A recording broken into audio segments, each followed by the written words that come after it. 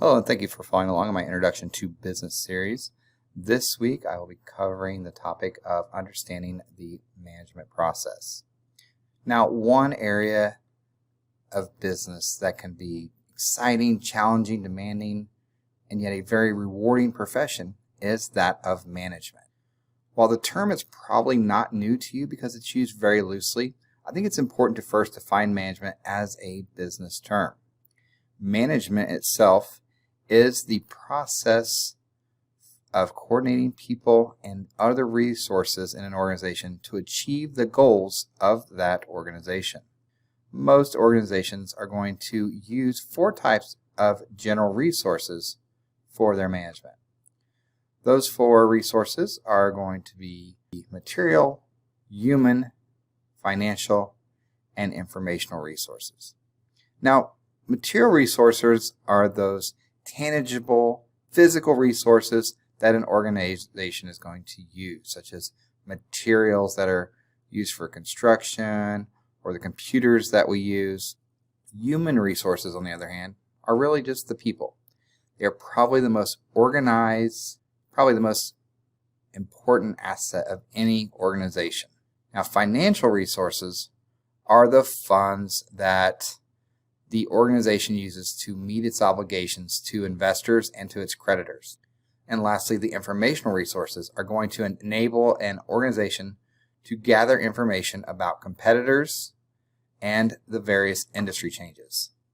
The role of the manager is going to coordinate to use all of these resources available to them in the organization to achieve the set goals of that organization.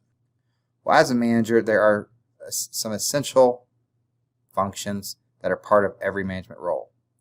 And effective users are going to use these following 4 functions to achieve the goals of the organization. And those 4 functions are planning, organizing, leading, and motivating its employees. And the last one is that of the controlling function. Planning. Management must set goals for the organization. And planning is establishing goals and deciding how to accomplish them. One area that we talk about too when it comes to the planning stage or the planning function is that of the organization's mission. The organization's mission is a statement of the basic purpose that makes an organization different from all others in the realm. An example of a mission statement is, and I'm going to use the one from LinkedIn, and that's to connect the world's professionals to make them more productive and successful. Now, LinkedIn's mission statement is very descriptive, and it encapsulates exactly what LinkedIn as a social media powerhouse actually achieves. It connects various professionals from all around the world. Staying here in the planning function, let's talk about strategic planning process. The strategic planning process involves establishing an organization's major goals and objectives and allocating the resources to achieve those. Now, I mentioned establishing goals. A goal is an end result that the organization is expected to achieve over a period of time. It could be over a 1 period or 10-year period. It's just what is the expectation that needs to be met over a given period. And an objective is a specific statement detailing what the organization intends to accomplish over a shorter period of time. So we have objectives and we have goals. And those objectives are going to be accomplished over a much shorter time than that of the organization's goals. Still here in the planning stage, a very key component to understand as a manager is the SWOT analysis. The SWOT analysis is the identification and evaluation of a firm's strengths, its weaknesses, opportunities that exist, and threats that face the organization.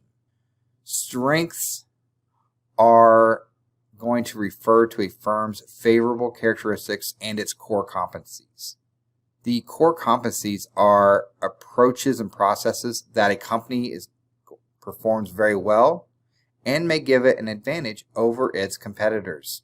Weaknesses the W in SWOT, refer to the internal limitations a company faces in developing or implementing its plans.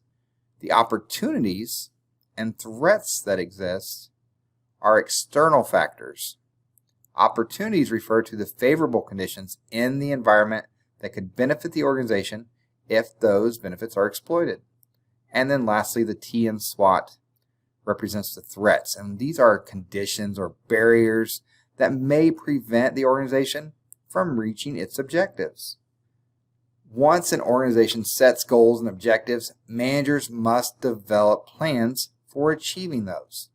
Essentially, a plan is just an outline of the actions by which the organization intends to accomplish its goals.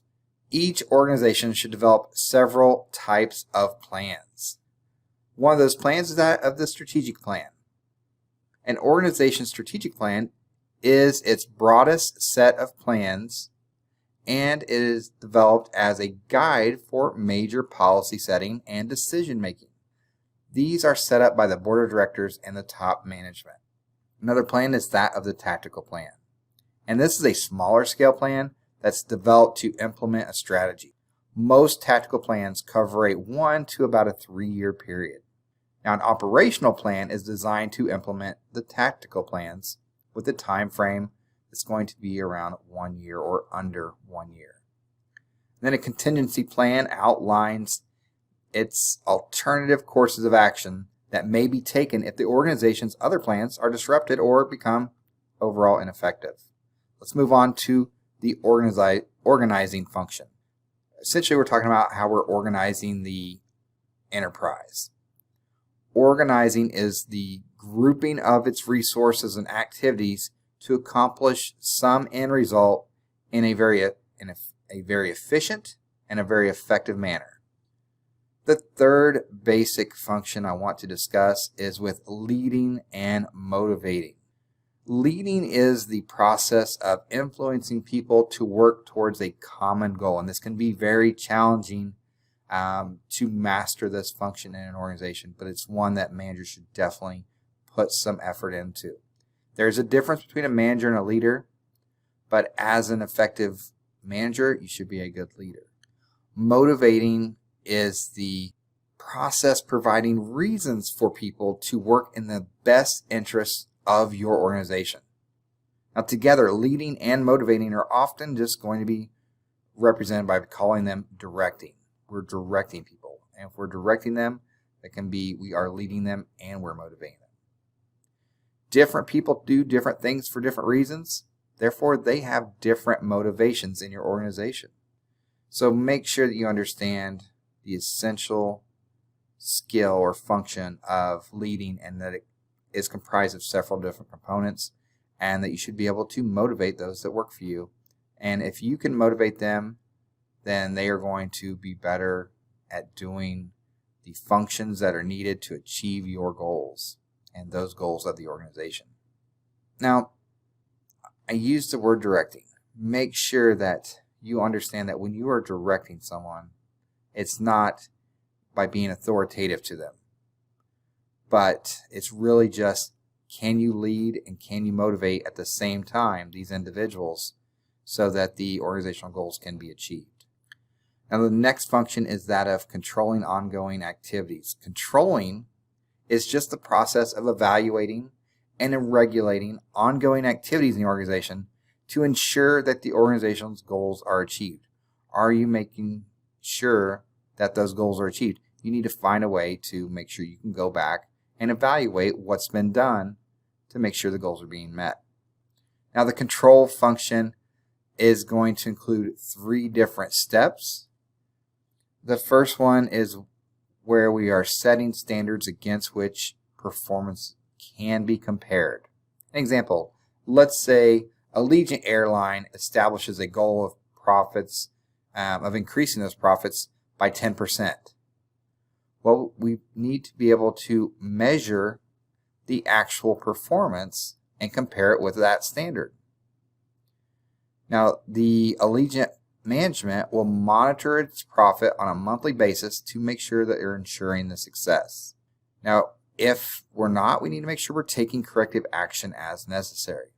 So let's say after 3 months, Allegiance Management finds that the profit has increased only by 1%, so they're not going to meet that goal of 12%.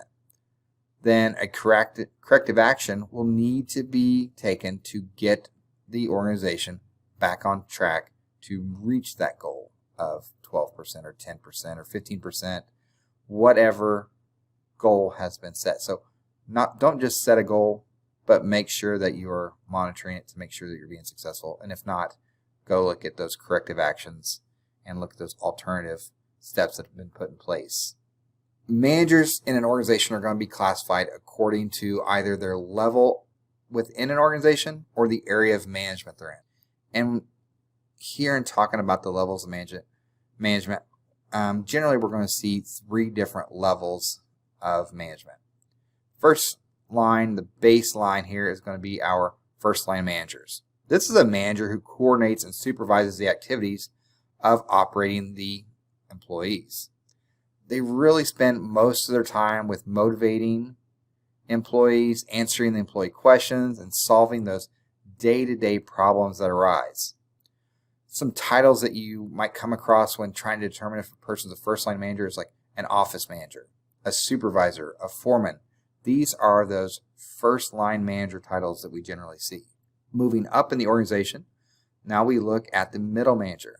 And this is a manager who is going to implement the strategies and major policies that are developed by the top operational managers, that top management group. So the middle managers are going to develop tactical and operational plans. They're going to coordinate and supervise the activities of those first line managers that are at the lower level of management. And some of the titles that we come across are going to be such things as a division manager, an operations manager, a plant manager, and all those type roles will have first line managers below them that are dealing with those day-to-day activities, whereas the middle managers are developing the different plans and tactical plans and operational plans that the first line managers need to deploy. And then we talk about the top manager. These are those upper level executives who guide and control the overall fortunes of an organization. They are generally going to be responsible for developing the organization's mission. They also determine the firm's strategy and where the firm is going or where the organization is headed long term. Some of the titles that are representative of those top level managers are going to be those of like the president or a vice president or a chief executive officer, chief financial officer. These are those titles that we daily associate with those in the top manager role. Now let's talk about areas of management specialization. An organizational structure can also be divided into 5 areas of management specialization. And I want to take a look at that now. And the first one we're going to look at is going to be that of the financial manager. Financial manager is primarily responsible for an organization's financial resources. The next area of management specialization is that of an operations manager. This type of manager is going to manage the systems that convert the resources into those goods and services that are going to be offered by the organization. The marketing manager role is responsible for facilitating the exchange of the products or services between the organization and its end customers or its clients. The next area that you're probably all familiar with is that of the human resources manager. A human resources manager is charged with the managing of the organization's human resource program. And then we have the administration manager or the administrative manager. They're also called a general manager. These are not associated with any specific functional area, but provide overall administrative guidance and leadership within the organizations. Now we have all these different areas of managers that they can specialize in. Let's now transition to talking about the skills of managers. Managers need a variety of skills, including conceptual, analytic, interpersonal, technical, and communicative skills. We'll first talk about the conceptual skills and what that means as a skill for managers. The conceptual skills involve the ability to think in rather abstract terms. These conceptual skills allow us as managers to be able to see the overall big picture. And they tend to be used more by the top managers than by the lower levels of the middle and the first line manager. So that's more of a high level thinking. So as a person in a role as a top manager, we really need to think about, hey, what's the big picture of the organization? How are we going to get there? And then come up with the different goals and objectives to transition or flow downward to the middle and first line managers so that the daily activities can achieve those goals or objectives. Now with the analytic skills, these are used to identify problems correctly and then be able to generate reasonable alternatives to correct those problems and then select the best alternative to ensure that we are solving those problems. The interpersonal skills involve the ability to deal effectively with other people, not only inside your organization, but outside the organization.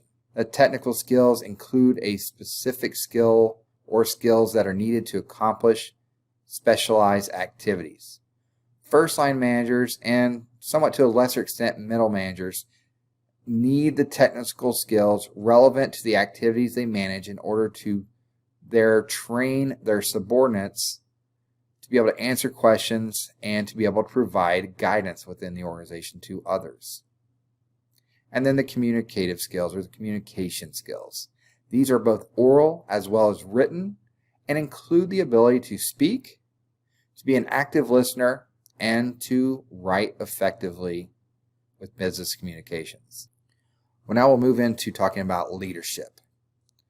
This is really that ability to influence others. Leadership is definitely different from management in that a leader strives for voluntary cooperation, whereas managers may have to depend on coercion to change employee behavior in the organization to reach those goals or those objectives. Now, when we talk about leadership, there are really two kinds that we're looking at, that of formal leadership and informal leadership. Formal leaders have legitimate power of position. They have authority within that organization to be able to influence others to work towards the organization's objectives. Now, informal leaders usually have no authority or limited authority and may or may not exert their influence in support of that organization.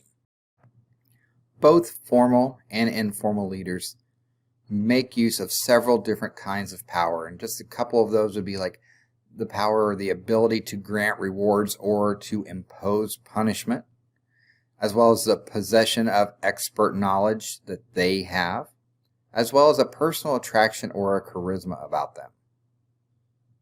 Let's talk about different styles of leadership. Now, for many years, finding a consensus on the most important leadership traits was very difficult. In recent years, emphasis has been on styles of leadership. One of the styles we'll talk about is the autocratic leadership style. And this is just a task-oriented leadership style in which workers are told what to do with specific guidelines and rules. Unilateral decisions are made with no input from the organization's employees that report to this leader. And then another type style of leadership is that of the participative leadership. This includes workers in the decision-making process, whereas the autocratic did not. Employees in this style have a higher level of commitment to reaching the organization's goals. Participative leaders can be classified into three different groups when we break it down. The consultative leaders, they discuss issues with their workers or their subordinates, but retain the final authority for the overall decision making. A different type of participative leader is a conscious leader who seeks input from almost all of their subordinates and makes the final decisions based on their support. This helps with getting buy-in from the employees. And then there are democratic leaders who give the final authority to that group. Now, the next leadership style is that of the entrepreneurial leadership. This is a personality based with leaders being very task-oriented, very driven, enthusiastic, and charismatic. Now, although each entrepreneur is different, this leadership style is generally based off of those characteristics of being task-oriented, very driven. The entrepreneurial personality tends to take initiative and be visionary, as well as very forward-looking when it comes to getting things done and how that's going to affect the organization, as well as those people that are involved in that. Most management experts are going to agree that there's no best management leadership style, but we see that the most effective style depends on the right balance between their interaction among the employees, their characteristic of the work situation, and the manager's personality. So think back sometime and people that you've known with each or any of these major leadership styles that you've been witness to. And then think, which ones did you prefer? Which ones did you think were more effective? And then make that as part of your leadership style as a manager. Now, decision making is the act of choosing one alternative from a set of possible alternatives. Managerial decision making involves really 4 steps. The first step is that of identifying the problem or the opportunity that exists. A problem, which can be negative or positive, is the discrepancy between an actual condition and that desired condition. The difference between what is occurring and, what one may wish to occur. Now, I said that a problem can be negative or positive. A positive problem may be viewed as an opportunity. Next, we want to look at general alternatives for managerial decision making. After a problem has been defined, the next step is to generate those alternatives. Certain techniques, such as brainstorming and trial and error, can be used to generate alternatives. Once we have those, then we move into selecting an alternative. So a final decision is influenced by a number of considerations, including that any type of financial constraints that we're facing, any human and informational resources that are available or unavailable, what kind of time limits do we have, are there any legal obstacles we have to get through, as well as different political factors that may exist in the environment. Now, the word satisfice describes solutions that are only adequate and not really ideal, so we may have to satisfy with one alternative as opposed to another. The last managerial decision-making step I wanted to talk about is that of implementing and evaluating the solution that you've selected. Implementation of a decision requires adequate time, it requires planning, it requires preparation of your personnel, as well as evaluating the results to make sure that you've made the right decision. As managers, we must usually deal with unforeseen consequences, as well as even when we've carefully considered the alternatives, there are consequences that come up. If the chosen course of action removes the difference between the actual condition and desired conditions, it is judged to be effective. If the problem still exists, we as managers make sure we need to try the following. We need to decide the given choice. Maybe we need to give it more time to work. Or maybe we need to adopt a different alternative. Or maybe, in a dire case, we need to start the problem identification process all over again and work through our steps. In organizations, quality is essential. And there's a term that you're going to come across in almost any organization. Because the management of quality is a high priority in every organization today.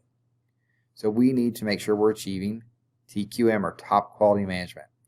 This is the coordination of efforts that are directed at improving our overall customer satisfaction, while at the same time increasing our employee participation, strengthening our supplier partnerships that exist, as well as facilitating an organizational atmosphere of ongoing continuous quality improvement and never satisfying for what we have achieved, but trying to make it better while maintaining a level of quality that we'll never go back on. So we want to achieve the best quality possible for as an organization, and to make sure we keep looking at new ways to achieve even greater quality. Now, for effective total quality management, we must, as managers, address several different components. The first one is that of customer satisfaction.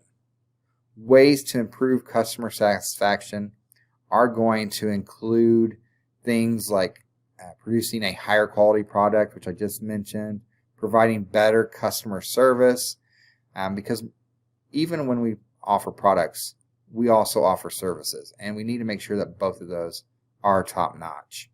And we also need to show customers that the company really cares about them. The next area we want to look at here with making sure we can achieve that top quality management, the next component is that of employee participation. Now, employee participation can be increased by allowing our employees to contribute to the decisions, as well as to develop self-managed work teams where they know the end results and they manage themselves to achieve those goals. And then we want to make sure that our employees are kind of get that intrinsic accountability for improving the quality of their work. The next component is with strengthening our supplier partnerships. Developing good working relationships with our suppliers are going to help ensure that the right suppliers and materials will be delivered on time and at a lower cost.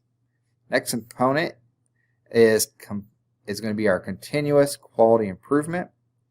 Now, a program based on continuous improvements has proven over time to be the most effective long-term approach for organizations. Although many factors influence the overall effectiveness of a TQM, two issues are critical. Our top management must make a strong commitment to a total quality management program by treating quality improvement as a top priority and giving it frequent attention. And the second issue that's critical is that management must coordinate the specific element of a TQM program so that they work in harmony with each other. Now, although not all U.S. companies have total quality management programs, they provide many benefits, including lower operating costs, higher return on sales and on their investments, and an improved ability to use premium pricing rather than the competitive pricing. There is a lot that goes into being an effective manager, and understanding the management process and all that's involved in it, the different styles, the different levels of management will only help you enter into that type of role in an organization by having that better understanding of what's expected of you as a manager from the top down to the bottom. These are skills that are imperative to not just being a manager, but being an effective manager. So thank you for following along in this video in my Introduction to Business series.